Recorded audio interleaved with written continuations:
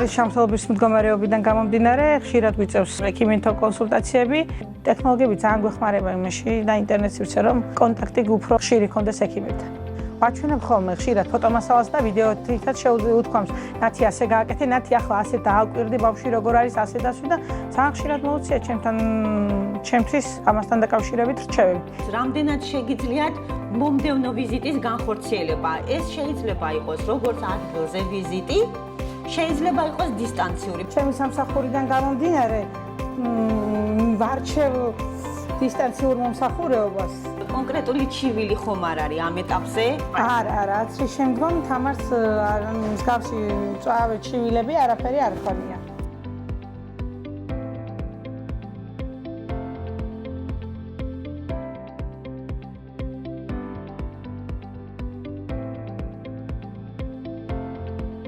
ვაქცინაციასთან რაღაც გარკვეული შიშები მქონდა. იუნისეფის ორგანიზებით კონსილიუმი კონკრეტულად ჩემი შვილის საკითხთან დაკავშირებით შედგა. საკმაოდ კარგი პედიატრებისგან მივიღერჩევა, კონკრეტულად ცისიშვილის კლინიკის წარმომადგენელი, ჟვანიას კლინიკის წარმომადგენელი რეალურად გამიმარტეს რა, როგორ, რანაირად და რატომ არ უნდა ყოფილიყო ამასთან დაკავშირებული შიშები და როგორ წარმოადგენდა ბავშვის ვაქცინაცია აუცილებლობას.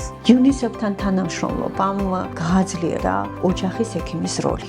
გაზარდა ნდობა მოქალაქესა და სამედიცინო პერსონალს შორის ოჯახის ექიმს შესაძლებლობა მიეცა 0-დან 6 წლამდე ასაკის ბავშვთა განვითარების პროტოკოლის მიხედვით ეტაპობრივი მეთვალყურეობის სრული პაკეტით განხორციელების. ამით შესაძლებელი ხდება უფრო სწორი და მიზანმიმართული მონიტორინგი ასეთი რთული დაავადებების მართვის პროცესში.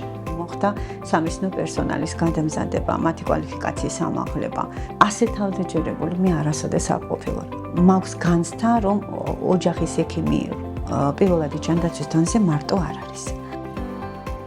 გაეროს ბავშვთა ფონდმა შექმნა შესაძლებლობა, რომ საქართველოს ყველა ბავშვისთვის მიუხედავად თავისი საცხოვრებელი ადგილისა, ხელმისაწვდომი გახდეს ხარისხიანი დისტანციური სამედიცინო მომსახურეობა და კონკრეტულად კი ბავშვთა განვითარების სერვისი.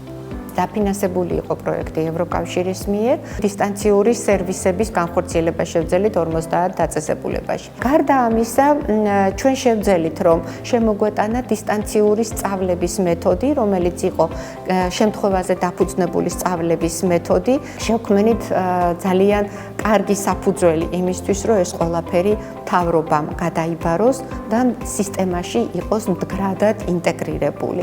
ამისთვის უკვე ყველანაირი საფუძველი არსებობს აი ამ სამოდელო ამბულატორიების მიხედვით.